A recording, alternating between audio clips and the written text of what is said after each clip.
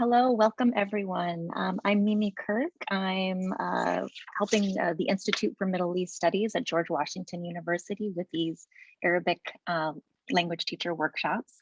But it's not just Arabic teachers who we are supporting here, it's teachers of all languages. So this workshop is generously funded by Qatar Foundation International, and today's workshop is teaching a language in a hybrid format with Elena Spathis. Welcome, Elena. Thank you. Just to say, I read Elena's article on this topic on the site Edutopia, and I was so impressed with it. And so I reached out to her to undertake, this event for us. And we've, of course, all been dealing with being online more than ever because of the pandemic. And teaching a language in an online or hybrid format presents its own particular challenges, of course. So thank you all for being here, especially, on your day off. And I'm just going to introduce Elena, and then I'm going to give her the floor. But before I do that, I'll just mention that I'll be sending a survey to you all after the workshop. And it's just 3 questions. It's very brief, and it'd be great if you would fill that out. So thank you. I appreciate that. All right, so Elena, welcome again. Elena Spathis teaches Spanish at the high school level in New Jersey. She's also certified to teach English as a second language. She earned her Bachelor of Arts degree in Spanish and Modern Greek Studies, as well as a Master's of Education in Language Education from Rutgers. She completed her second Master's of Education in Teacher Leadership at Rowan University with a concentration in English as a second language. So Elena, the floor is yours. Thank you so much. Thank you. Thank you so much to all of you for joining me today. I'm so happy to be here with you all. And, it seems like a total whirlwind of what we've been through the past few years, especially with the pandemic and how it's really impacted not just our format as educators, but also I think it's really kind of changed our outlooks, and maybe it's made a few changes in our style, and it's made us reevaluate the way we're doing things. So again, welcome. A little bit more about me. So I am of Greek heritage, even though I do speak Spanish and teach Spanish. So I'm someone who's always been fascinated by other languages and cultures. I grew up in a bilingual Greek household, and I picked up Spanish in high school. I stuck with it. I continued it in college, and then I ended up in the classroom. So I am currently teaching Spanish level 1 to novice beginners, and then I also teach intermediate students at level 4. So in the pre-advanced placement track, who have a pretty good grasp on the language. So even though half of the day I'm working with super beginner novice students, the other half of the day I divide my time with intermediate learners. So it's allowed me to really kind of see what works and really tailor my instruction to meet their needs. So thank you again for joining me, and we'll get right to it. So in terms of our agenda for today's workshop, I'm going to be talking about a few different things today. So in terms of what we will be exploring first, we're going to really take a look at tasks that are communication-based and culturally relevant, that can be implemented in person or online, synchronously or asynchronously in the 3 modes. So in the interpretive, interpersonal, and presentational modes of communication. I have found that for me, when I had a period of time when I was teaching fully remotely, then all of last school year, we followed a hybrid setting with some face-to-face time and some online time with synchronous and asynchronous pieces. I personally found that I was constantly looking for tasks and looking for ways to adapt what I had always done pre-pandemic in the past to the new somewhat online format. So pretty much everything I'll be talking about today can really fit any type of format or setting that you are teaching in. So that's my hope, to kind of make it work for everybody. Later on in our session, we will explore technology tools that facilitate these tasks. So I'll be sharing the tools that were my go-tos that I use, and I'll be giving some insight as to how I use them, because as we know, there are so many tools out there, websites, apps. So I'll be sharing kind of my favorites and the success that I had with them. So in terms of the hybrid setting, what does this mean for our language learners? So I'm going to ask all of you to kind of take the next moment just to reflect. Has the fully or partly online setting changed the way you teach? If so, how? And what are some of the advantages of teaching in a hybrid setting? So from my own perspective, I remember kind of being so blown away and overwhelmed by the fact that, oh my God, all of a sudden I was used to seeing my students every day, actually using the language face to face, to then kind of being totally online, not able to do what I had always done. And I remember being just so kind of confused. How am I going to go about this? So overwhelmed by it.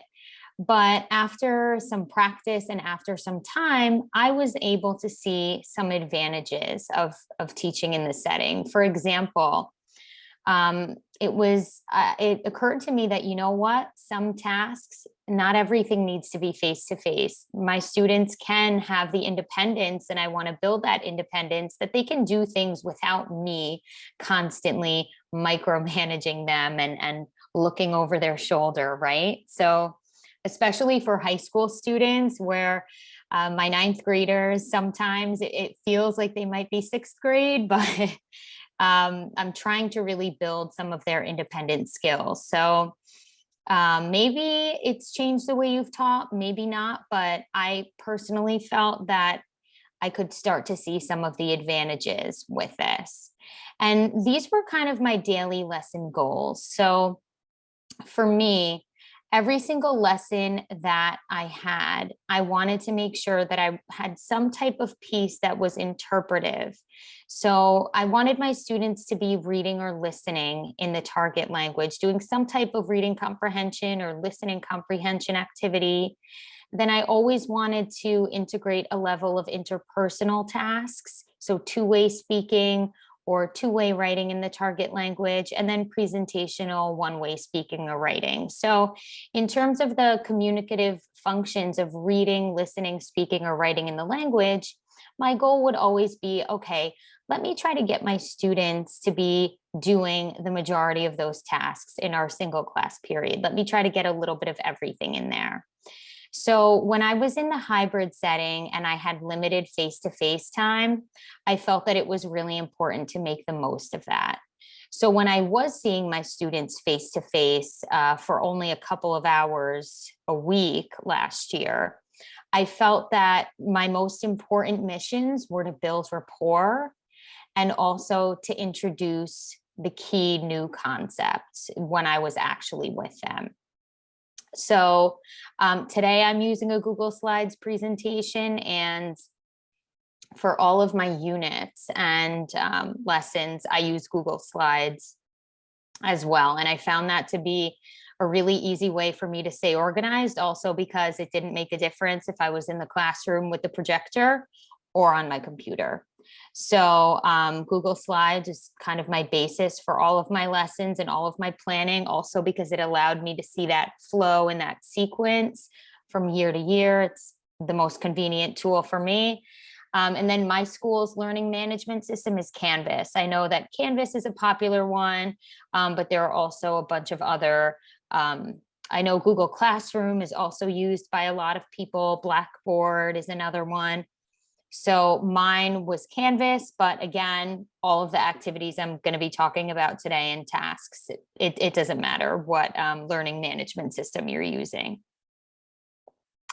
So a few basics, in addition to trying to make sure that I was incorporating reading, listening, speaking, and writing in my classes, as I would be planning and creating my slides for each day's lessons, I think that one of the most important parts of the planning process is to focus on your resources. So compiling resources can sometimes be the most challenging part, to find resources that you feel meet the needs of your unit theme, that you feel accurately reflect the culture of the language in which you are teaching. But these are kind of like my checklist items in terms of my resources. Do they align with the unit theme? Do they reflect the culture or cultures associated with the target language? Do they have the potential to engage students? And can these resources lead to rich interpretive, interpersonal, or presentational tasks?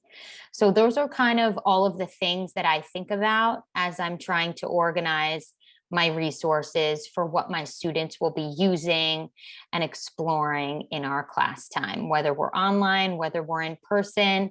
I really feel like the foundation, to create a strong foundation for each lesson, it's all about the resources and then what type of tasks you are designing with them. So the first mode that we're going to talk about is the interpretive mode. So listening and reading comprehension tasks, and how I've been implementing them in the hybrid format or fully online setting, really tasks that you could adapt to meet your specific instructional needs. So our key questions here: how can we design interpretive tasks that facilitate communication and cultural competence? And how can we incorporate these tasks synchronously or asynchronously? So let's first talk about reading comprehension. So on this slide, I actually just used this infographic, I think 2 weeks ago with my level 4 students. So whenever I want to design a reading comprehension task, I typically look for articles, short stories, or infographics. So it's important to note that with my beginner level 1 students, I find that short stories and infographics are awesome. And then for my level 4, my intermediate students, I do use a lot of articles, current events. I look at a lot of news outlets for that group. So I do use a lot of articles with them in addition to stories and infographics. So a very simple activity that I'll have students do, let's say, for example, the infographic that I have on this slide here is about Costa Rica and the idea of ecoturismo. So what that's all about and what that has to do with Costa Rica's environmental sustainability. So a simple task that you could have students do with an article, a short story, or an infographic is to have them pair up and either annotate on paper, or they can use Google Docs and just hit insert comment and just kind of jot down the main ideas as they read. So let's say you're fully remote, or you're doing this in a fully remote session. You can have students reading on Google Docs and doing the insert comment feature as they read. And then they can be working in their pairs or in small groups in breakout rooms. Or if you're in the physical classroom, you can have students still doing this online on Google Docs, or they could be doing it on paper, sitting physically with their partner or in a small group. So a lot of times what I'll have my students do the first time in which we're reading something, especially if it's an article, I usually have it broken up. I always break it up into smaller bits or small paragraphs. And then I'll have the students kind of check in with their partner or with their group mates at the end of each paragraph. Okay, what happened here? What's the main idea? What did I understand from this? So the idea for them to just be staying focused on every piece of the text so that they don't read the whole thing through and then are like, oh no, what did I read? Which happens to all of us. So again, I was able to adapt that easily online. And I think that it's a pretty simple, just basic thing to do. But again, for me, it was all about the resource. So I always would try to find a really interesting article or a great short story for my level 1s that incorporates all of the vocabulary that we're studying, or in terms of my infographics, I get a lot of them from Pinterest. So I have found that to be invaluable. Some more sample tasks that I'll do just to build reading comprehension skills in the interpretive mode are listed here. So identify all of the words that you understand and explain their meanings. Again, that could be a task suitable for level 1 students, or it could be suitable for higher levels. Summarize the text in 10 words or less. So that causes the students to get creative. You know, they can only do 10 words or less. So what are they going to say about the main idea? Determine whether the statements are true or false based on the text. So again, at any level, right? We, as the teacher, can come up with a series of statements. You can make them more basic if you're doing this with a level 1 group, or you can make them a little bit tricky if you're working with a more intermediate or advanced group and they're just determining, are the statements true or false? If they're false, why? If they're true, why, right? So having them kind of explain how they came to that answer. Like I talked about before, identify the main idea in each paragraph. What does the author want to express and what evidence is given to support this?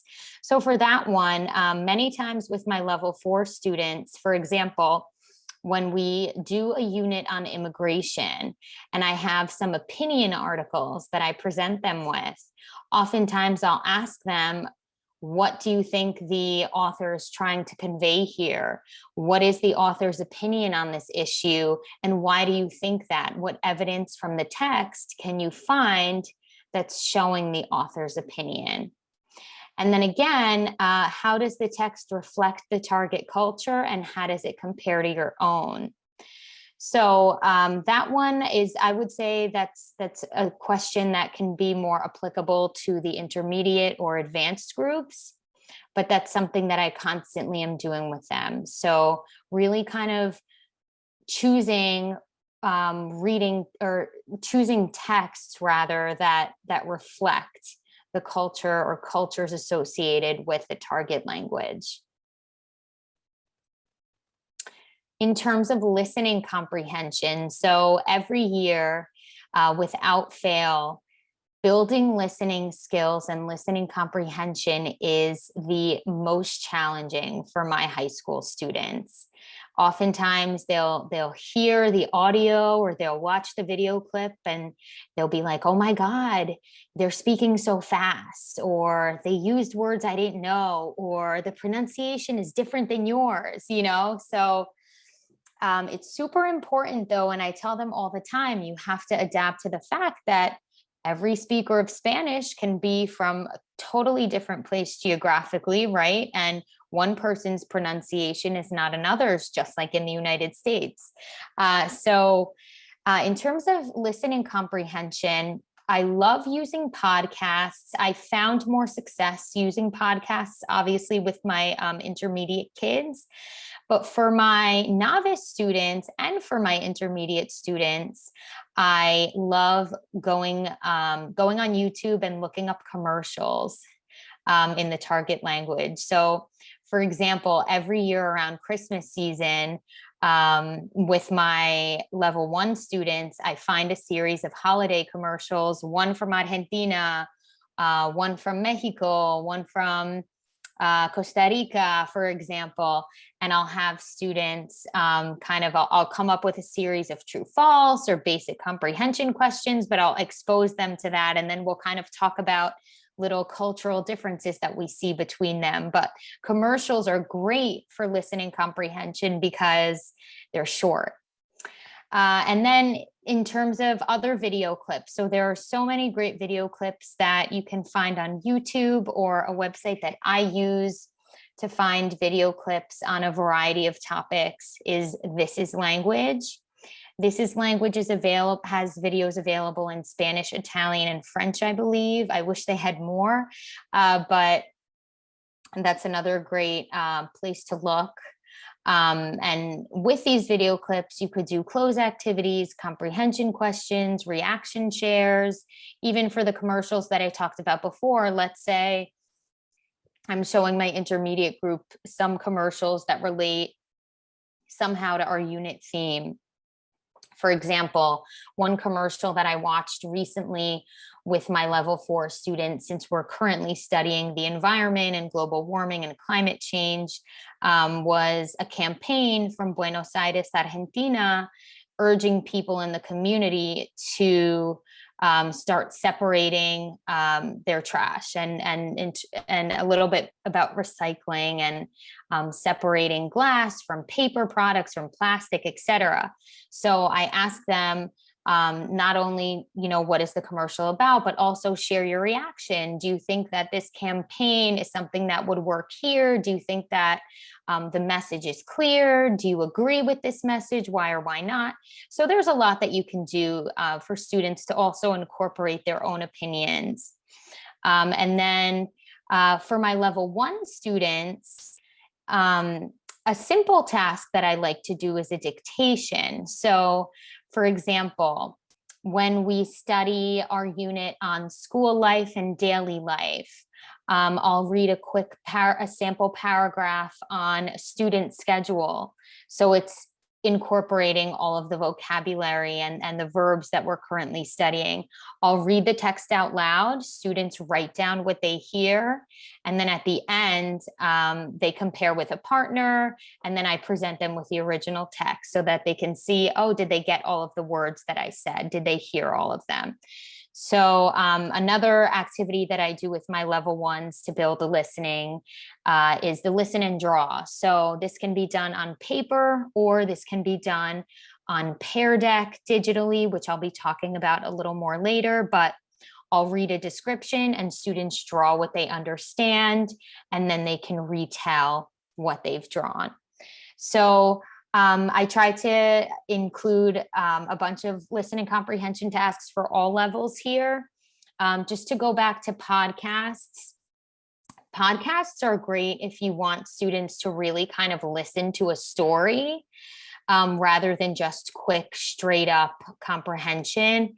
So some of the podcasts that for my intermediate kids that I really enjoy are from News in Slow Spanish. So News in Slow Spanish has a lot of current events related podcasts, but obviously at a slower pace. So it's kind of easier for them to understand. Notes in Spanish is another great one. It's from Spain. It's really interesting. They talk about a variety of topics. They have a great one on the topic of immigration that I usually use when I do that unit with them. And then there's also a podcast by NPR, Radio Ambulante. I would say that that's for more intermediate, advanced level students. So if you teach an AP Spanish course, I would highly recommend that. It's really interesting. It's a series of stories just from different Spanish-speaking countries, and a lot of history and really interesting stuff in those podcast episodes. But again, listening comprehension can be really tough for students, but the more that they do it, the better they get. So I really, whether I'm in person, whether I'm fully online, listening is something that can be easily implemented. When we were fully online, I would share my screen, play video clips, commercials. You can even do the dictation through a Zoom session or Google Meet, or in person. I do all of these things as well. So let's transition into the interpersonal mode. The interpersonal mode is two-way speaking or writing. So we're going to talk about some tasks that could be done by speaking or through writing. So interpersonal is really that exchange between two learners. So one of the main tasks on the AP exam is the simulated conversation. So this can even be done from the lower levels, students to be engaging in a simulated conversation. So this is when they have to actually interpret the question they're being asked and respond appropriately. So just really in a conversational exchange. So the simulated conversations are something that I try to practice out loud. It's an oral speaking task. And again, you could design simulated conversations that are suitable for super beginners in a level 1 course, or a simulated conversation can work for an advanced learner on a more advanced topic. So email replies represent another interpersonal task, but of course, rather than speaking, the students are writing. So the students are presented with a sample email that's written out, and they must reply accordingly to the email.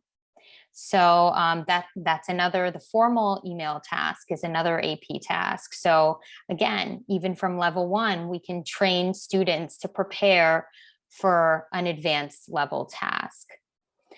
Then something as simple as paired Q&As or role plays, those are always fun to do in class. And that's just, again, a more informal way of having students engage in Q&As, and it's kind of like interviewing each other activities. And again, an easy way to do that online is in breakout rooms, pair students up and they can be talking to each other. If they're in a lower level course, you can kind of help guide them through that process. And then on my learning management system, Canvas, we have the threaded discussion option. So that's something that I use a lot with my level 4s. So oftentimes, I'll post a video that I want students to listen to and then share their main takeaways or reactions to the video through the threaded written discussions. And then students are not only doing a listening task by listening to the video, then they're also engaging in an interpersonal task by exchanging with their classmates what their reactions and main ideas, main takeaways are from it. And then something as simple as instant messaging or texting. So my high school students are, I mean, back in my time, we used AIM, Instant Messenger. Obviously, that's not a thing anymore, but they are all obsessed with their Google Chat. So they have like 10 chat windows open. It's so similar to what we used to do. But again, they can be doing that in the target language, or a texting conversation in the target language. When I taught a level 2 Spanish course a few years ago, I used to do a few times throughout the year. The homework assignment was to text a friend from class in Spanish and send me the screenshots. And they always used to tell me, you know, this is actually a fun homework assignment that you're giving us this time. But they loved it. But again, even something as simple as instant messaging on Google Chat or texting in the target language, that represents an interpersonal two-way writing task. So again, all of the interpersonal activities that are listed here, these can be done if you're face-to-face, or they can be done online. So like we talked about before, obviously students can be doing the email reply on a Google Doc, you know, or they can be handwriting it. The simulated conversation, they can be doing it physically in the classroom, or they can be doing it fully online. So when I had to do simulated conversations with my students as part of their performance assessments, when we were fully online, I was able to do it easily. And I'll be talking about what I use to do that a little later on in our session today. So here are actually some sample tasks that I wanted to show all of you today. So a sample interpersonal task that I did with my novice level 1 students. So an email reply, they can still do it at level 1. Obviously, it just depends on the actual task that they're being given. So here's what I would do. I present students with a sample email paragraph in which a virtual pen pal in the target language country introduces themselves, sharing their name, age, appearance, personality traits, hobbies, interests, where they're from, and basic information about their friends and family. So the students are first reading this email from their virtual pen pal who shares all of this information. So all of the topics that are listed here are kind of what we go over in the first half of a level 1 course. You know, being able to say, I'm from here, I have this many people in my family, I'm this age, I like to do this, but I don't like to do this. I have long hair, short hair, blue eyes, green eyes, brown eyes. I'm funny, I'm smart, I'm hardworking. You know, I have an older sister, I have a younger brother, you know, basic information like that. And then the student's task is to read the sample email and reply in the target language with similar information. So after reading about their pen pal, it's their turn to introduce themselves. So what's great about this for a level 1 student is that, number one, they're required to interpret something and then respond appropriately, but also that initial email that they're presented with from the virtual pen pal, that kind of serves as a model for them. So our level 1 students, our beginners, they often need support in order to produce language. And it's a great way to kind of provide that support and scaffolding for them. So I used to think, oh, email reply, I can't do that with my Spanish 1 kids. They're not going to be able to do that. But you, in fact, can if you just structure it in the proper way. So here's a sample interpersonal task for my intermediate level students. So I call this a paired Q&A. So during our unit on environmental challenges, students pair up and one takes on the role of the interviewer while one is a local citizen. The interviewer asks the citizen what they know about the environment's current challenges and how they plan to do their part to live a greener lifestyle, whereas the citizen shares their perspective, their habits, and future plans to become more environmentally conscious. So that is a speaking task that I'll do with my intermediate kids. Again, it's kind of like a role play. So one student is acting as the interviewer and is asking some questions and responding appropriately, whereas the citizen is sharing their perspective and can also be asking follow-up questions. So the kids always have fun with that. I found that they actually do like taking on the roles sometimes of interviewer versus the interviewee. It's also a great way to get them practicing how to ask questions, you know, in the target language and respond appropriately. So again, these are just 2 sample tasks. There are so many out there, but these are just 2 that I've done with my level 1 and level 4 students. The next mode, so we've covered the interpretive and the interpersonal modes. So that leaves us with the presentational mode. So the presentational mode is a bit different in the sense that we're talking about one-way speaking or writing here. So typically what we think of when we say presentational is an oral presentation or some type of an essay, some type of a writing task. So here are some of my examples. So like I just stated before, oral presentation. So another AP task is the cultural comparison, where students are given a topic and they need to compare their community with one of the communities associated with the target language. So that's a 2-minute oral presentation. Journaling is another great way to practice presentational writing skills. So journaling is one-way writing, right? So maybe students are given a prompt to make an entry about a certain topic, or maybe it's just free writing about a topic of their choice. So with my students this year, each one of them actually has a composition notebook like you see in my little image here. And that's where they can kind of do journal entries, and it kind of serves as their writing portfolio for presentational writing tasks. And what I like about that too is that they can look at what they came up with on like the first day of school versus hopefully by the end in June, they see tremendous growth versus what they started with and what they are able to produce by the end. So I would say that journaling is a great way to practice presentational writing skills. And then in terms of essay writing, so with my level 4s, we do some persuasive writing. We try to do as much as we can in terms of preparing them for the next year, which is the AP Spanish language course. But with my level 1s, their essay can be a paragraph based on a picture prompt. So there are a lot of different things that you can do for that. And then gallery walks actually can lead to some really great presentational writing. So I'll be talking about gallery walks in a little more detail on the next slide.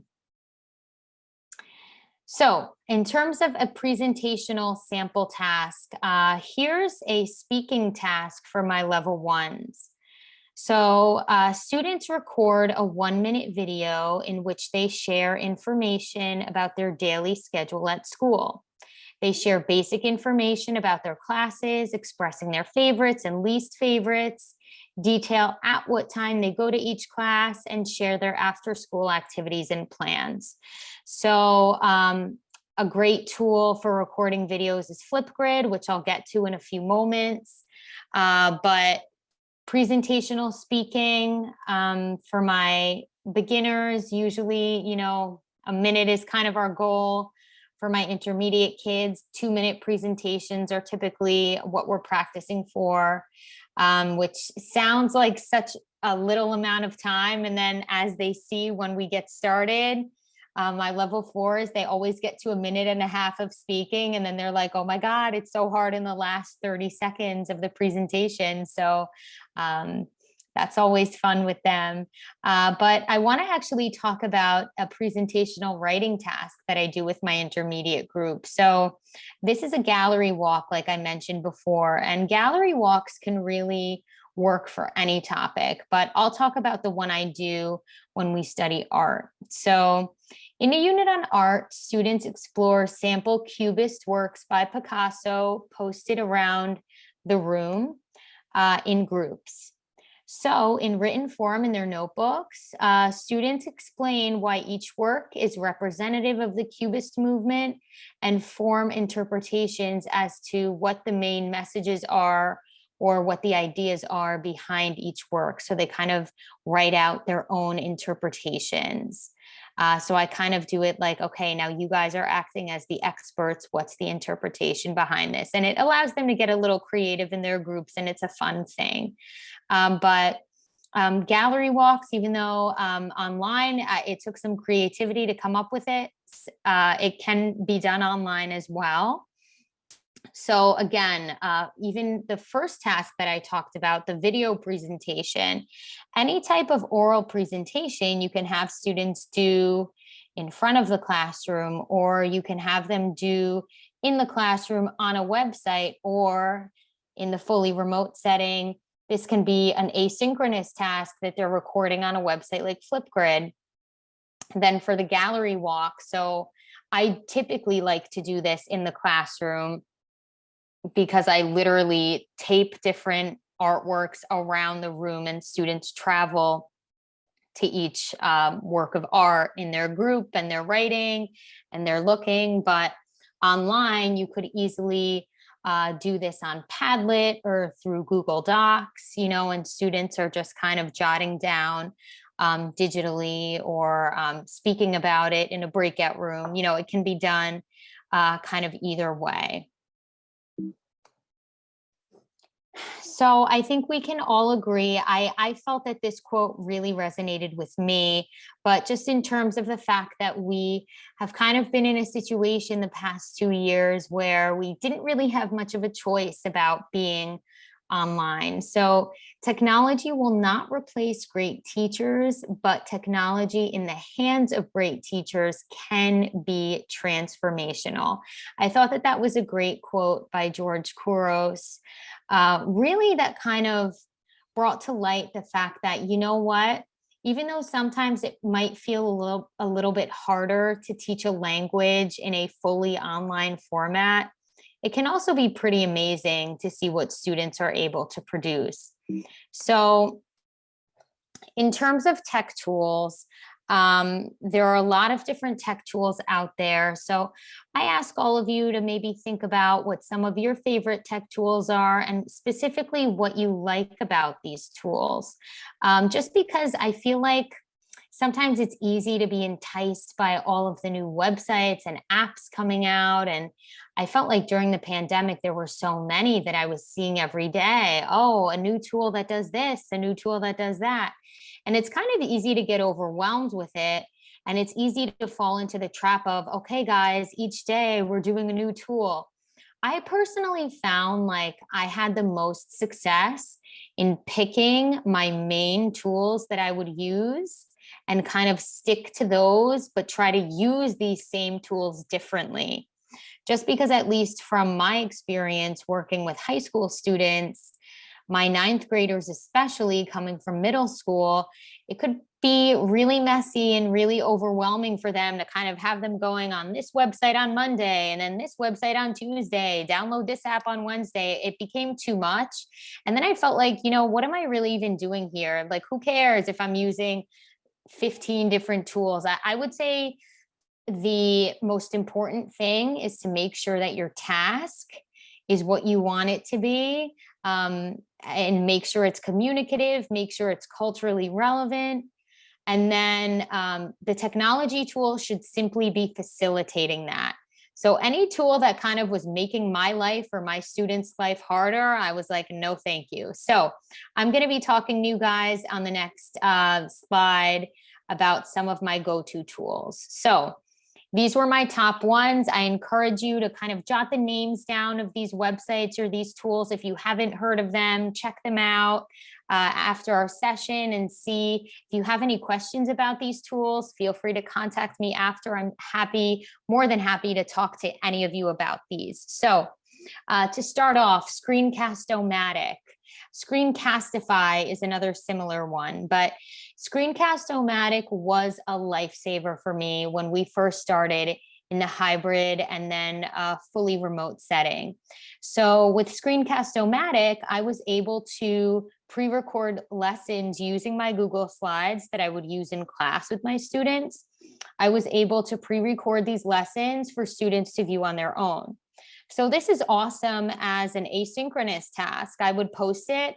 Students would have X amount of days to view the lesson and do the corresponding activities with the lesson, but it was thanks to Screencast-O-Matic that I was able to do that. And I felt like I was able to maintain some level of normalcy with my lesson, so I thought that this was a really great tool. If you even want to do a mini lesson, want to do a review on something, and students can work asynchronously through it, I think it's a great must-have.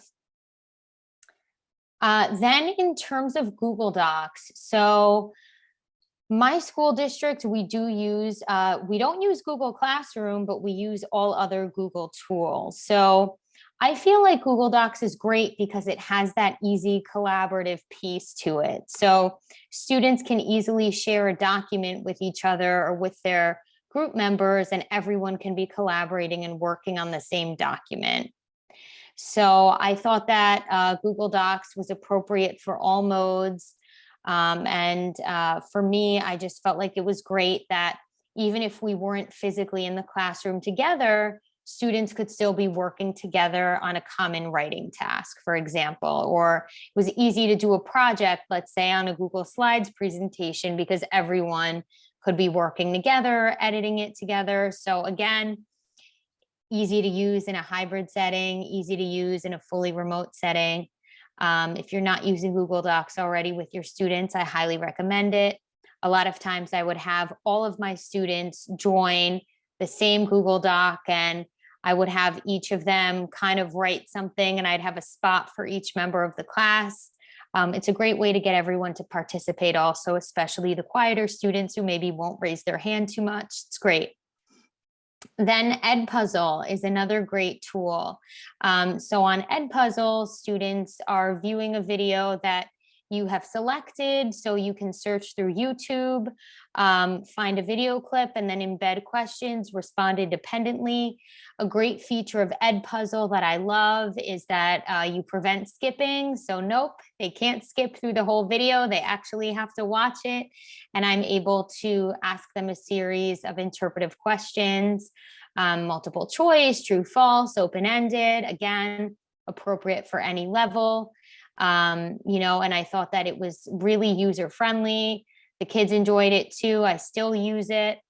And it's a great way to, instead of you having to play the video and students respond, they can do this again, asynchronously and easily, fully online on their own time. Then earlier in today's presentation, I talked about the simulated conversation in the interpersonal mode. So the way in which I pre-record and I implement the simulated conversation is through a program that my school has called DIL Language Lab.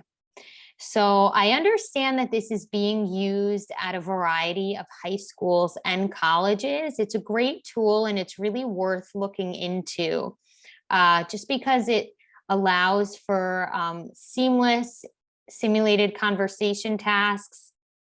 It also has a great feature where all of the students join. It's an app. So on their laptop, students log into DIL and I'm easily able to pair them up, put them in a group, and they can have that time to speak and discuss something in the target language. Extempore is another great tool. I've heard wonderful things about it. So DIL Language Lab is an app. Extempore is a website, I believe. And it's ideal for designing interpersonal and simulated conversations or presentational speaking tasks. So both of these tools, DIL and Extempore, these really are all about building students' speaking skills, whether in the interpersonal mode or in the presentational mode. Then my personal favorite tool is Pear Deck. So I don't know if anyone here uses Pear Deck on a regular basis, but it's an extension that I use on my Google Slides presentations that makes it an interactive presentation where students are able to answer a variety of questions. So there is a multiple choice feature, there's a dragging feature. So if you put on the slide, if you ask a true or false question, one side of the slide is true, students drag their little icon to that side. If it's false, they drag it over to the other side. Open-ended questions, you can poll students on Pear Deck. They have the great drawing feature on there. So for digital drawing tasks, Pear Deck is awesome. The activity that I had mentioned earlier in the interpretive mode that I do so often with my level 1 students is when I read a description out loud and students listen and draw. So even now that we're back in the classroom full time, I'm still using Pear Deck on a pretty regular basis, and students are drawing digitally as they listen to whatever description I read. So, and that's always a fun one. The kids love it. And it's just a fun way to do a listening activity, or you can have them do the digital drawing. You could give the students a series of written descriptions and they draw what they understand from that. So again, just a really, really great tool to use. Flipgrid was another lifesaver during my fully remote time. So Flipgrid is where students record videos of themselves and they view classmates' videos too. So they get a link and they upload their video there and they'll see all of their classmates' videos there. And then they can view their classmates' videos, write comments, write reactions, kind of write, they can like leave likes on it, you know, and they would have fun with that. But it's great for doing any type of presentational speaking task on Flipgrid, you know, coming up with a prompt, and then students, you as the teacher control the length of how long they are recording for. So let's say you just want them to do a 1-minute video.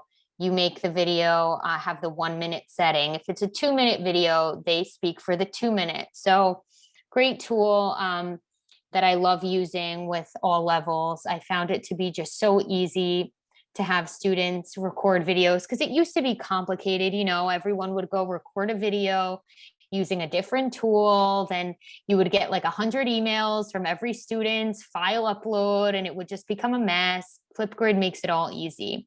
You just share a link and they go to that site and directly, easily upload their videos. 2 more tools that I want to talk about. One of them is Padlet. So Padlet allows students to record videos as well, or can post written replies that all can view. So Padlet is kind of like a digital discussion board. I used it throughout fully virtual teaching, throughout hybrid, and now fully in person. I use it all the time. So I took a screenshot actually of one of the recent ones I did. So in our unit on environmental challenges, we had viewed a video on deforestation and learned a lot about why it's so problematic. And we watched a video about deforestation in Mexico. And on this Padlet, I asked students, okay, what did you find out? What did you learn from this video?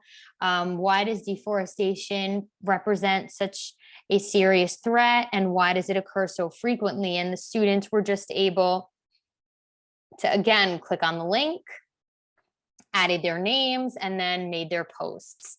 So the screenshot that I have here, students just did a written post, but again, Padlet allows them to do a voice recording. They could also record a video, but what's nice about it is that they can see all of their classmates' responses here.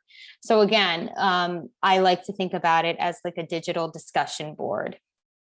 It's almost like they're all putting Post-its on a wall, but it's just digital. So I know too that Jamboard is, Google Jamboard is kind of similar to this, but Padlet is just a tool that I've been using for years. So it's really great. And then in terms of some games, so obviously when I wasn't physically with my students, it was kind of harder to do games, but luckily there are some great websites. So Quizlet Live is an easy game. If you use Quizlet for vocabulary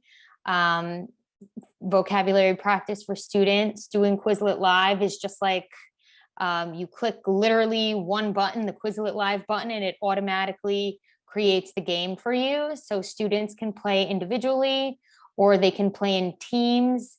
And it's always really fun. I was able to do it when teaching fully virtually. I just had students in the individual mode, so they were technically competing against each other. And I would recommend using Quizlet anyway, especially with if you teach a level 1 course. With my level 1 students on each topic, I always create a Quizlet study set for them. So that kind of acts as their word bank, and it's a great study tool for them. Then my intermediate students create the Quizlets because they have a much better grasp on the language and they're able to do that. But for the beginners, really great way to review. So then in Quizlet Live, they're just basically shuffled with a series of whatever questions, whatever points you have in your Quizlet study set. And then Bookit is another fan favorite of my students this year. So again, it's just, if you've ever used Kahoot in the past, Bookit is a little bit different. I think it's really neat because they have so many different game modes. But what I also love about Bookit is that you can directly upload your Quizlet study set directly to the website.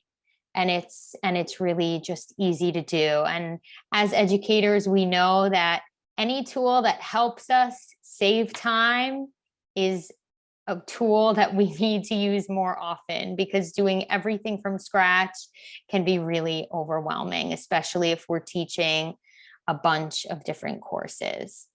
So again, just kind of another message to top off our session today, even though we have felt so far away from our students in all of these different settings and formats that we've done, technology can actually bring us closer together. So here are just some more ideas I've listed here. Maybe some of these can inspire you. So using Flipgrid or Padlet, if working with virtual pen pals in another school district, or if you're actually doing some type of exchange in a target language country, students can easily record videos on Flipgrid, or they can respond to prompts on Padlet. And these tasks can be done asynchronously with potentially different time zones in mind. So because Flipgrid and Padlet are kind of just like, students can go and make their posts at any time and all of them appear in the same place, they're great if you're doing an exchange. Again, maybe you have a virtual pen pal exchange with students of the same language in another place, or maybe it's actually with students in another country. So I have found these tools to be awesome because as long as all of the students have the link, they can go on there and upload their videos or write their posts, and all of them are viewable. Then using Screencast-O-Matic and Edpuzzle. So if you want to guide students through a lesson asynchronously, kind of how I started talking about before, create a screencast video using Screencast-O-Matic. So like I had talked about earlier, that's something that I was doing all the time. But then if you take it a step further and upload this video to Edpuzzle and embed questions to check for understanding, you can track students' progress as they view the asynchronous lesson. So I thought that this was awesome, especially for my level ones. I could really see like, okay, what are they grasping from this? So it's kind of like you're there without really being there. It's awesome for that asynchronous time. And then using Zoom like we're using today, or something like Google Meet, invite a guest speaker from the target language community to speak with your class and have the students interview them, or host video chat sessions with virtual pen pals. So I kind of felt when I was sharing all of these ideas, you know, these are tools that are really helping that communication piece. So I felt like these are tools that easily allow for exchanges, you know, that get students speaking, writing, reading, listening in the language, and they can lead to some really awesome community building, even if we are all far away, not face to face. Technology can actually help us feel like we have some of that unity that we often miss when we're not physically in the classroom. So now we're going to have some time for questions. If anyone has any questions for me, if you are not following me on Twitter, feel free. I am on there. I love collaborating with people. I have actually connected with some awesome educators from around the world thanks to Twitter. And I'm sharing resources like all the time on there. So feel free to follow me there. And then here's my email address. If you want any follow-up information or have any further questions that you're not able to ask in the next few moments, feel free to reach out to me. I'm always happy to chat with any of you. And I thank you all for coming today on this Saturday for our kind of express hybrid learning workshop. So let me see. I think there's some messages. Oh, okay. But if you have any questions, you could feel free to ask me in the chat as well. Or you could just kind of do the raise hand feature and we can scroll through and find you and you can ask whatever you need to ask. Oh, yes, I see a hand. Marin, am I pronouncing that right? Yep, Marin, yeah. Hi. Thank you so much. I've been doing a lot of online teaching, hybrid, asynchronous, synchronous, Spanish too. And sometimes you just need fresh ideas. So you had a lot of wonderful, fresh ideas for me. One thing I had never thought about before, but sounds really interesting, you described using a picture as a prompt. And I'm just wondering what kinds of instructions you give, like you show an image and then you say, describe what you see, or is there something more like, imagine you were in this place and what would happen? What do you do with a picture prompt? So that's a great question. And I think that that really depends on the level, for me at least. So I have done picture prompts with my level ones where I specifically pick, I choose a picture that kind of correlates with whatever unit topic we're covering. And I'll say to them, describe everything that you see in this image. And maybe if it's, let's say, it's a group of kids in school on our unit on like school life in Spanish 1. I'll ask them then, okay, describe everything you see and then compare, is this similar to your school? Are the students here similar to you? Why or why not, to bring in some of those like description terms. But that's more of what I would do with my level ones. But then with my intermediate kids in level 4, that's when I would do maybe imagine that you were the person in this image. How would you go about dealing with this? Or how would you find a solution to this presented situation? So I would say though, that something I love about the picture prompts is that every student's response is a little bit different. Thank you.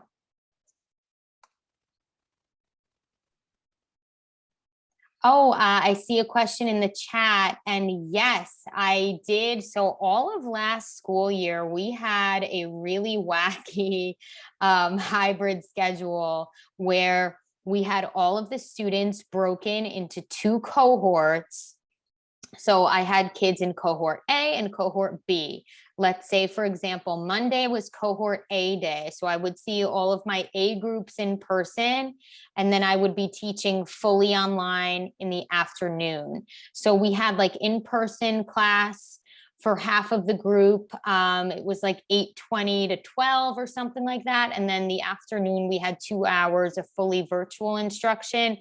And then we would flip flop. But what I had to do was basically during the morning, if I was seeing the A group in person, I had to have some type of asynchronous task for the B group to do at home.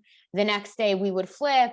And then in the afternoon, everyone was fully online together. So it was like, makes my brain hurt thinking back to that. But yeah, I did a little bit of everything. So that's why when I was coming up with the activities for this presentation, I was like, okay, I only want to talk about things that I know are going to work, you know, like in any of those settings. So yeah, hybrid, fully online, remote.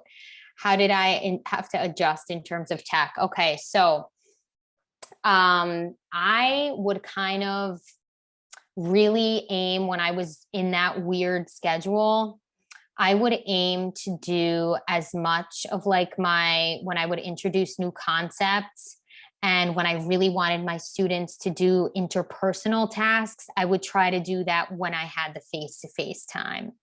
And then for our online piece, when students were fully online or synchronously or asynchronously, I felt better about them building their presentational and interpretive skills. And again, there were plenty of days when face-to-face, they were also doing some presentational, some interpretive tasks, but I felt like anytime I was introducing a new topic, I enjoyed doing that face-to-face. And anytime I wanted them to really pair up and engage in an interpersonal exchange, I liked being able to see that in front of me, because we all know that sometimes it's just not the same.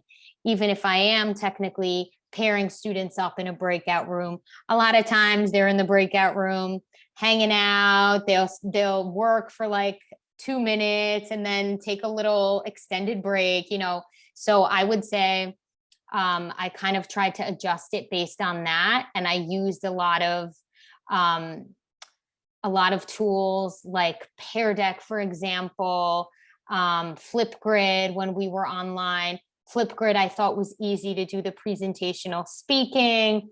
Pear Deck I thought was easier to do some interpretive tasks. I would maybe assign some more reading in that setting. And then when I was physically with the students in person, I would definitely be like, okay, let's take out our pens and some paper and actually physically write when we're all together, you know? So I kind of tried to adjust it in that way to the best of my ability. Oh, thank you. Oh, I'm so happy that I hope that these ideas were useful, because I know we're all being in the education setting. Sometimes we go to workshops and we feel like, okay, the theories were great, but like, I don't really know what to do with that info. So hopefully we all feel like we could take something away. Thank you to everyone for attending. Yeah, Elena, thank you so much.